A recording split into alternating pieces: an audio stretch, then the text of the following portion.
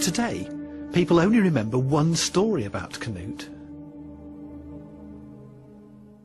King Canute tried to stop the tide coming in. The tide? Trying to send it back? Everyone thought he could do everything, but then he got his throne, he sat beside the sea and he commanded it not to come in, and it did. So that proved he couldn't do everything. And got his feet rather wet, as I remember. We all know the story, but where did it come from? It's first mentioned in the Historia Anglorum, a 12th century mixture of history and moral fables.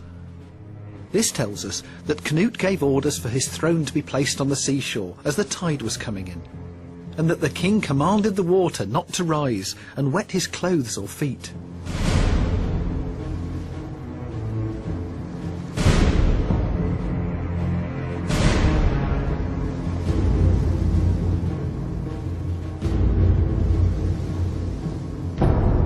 The tide obviously ignored the king's commands.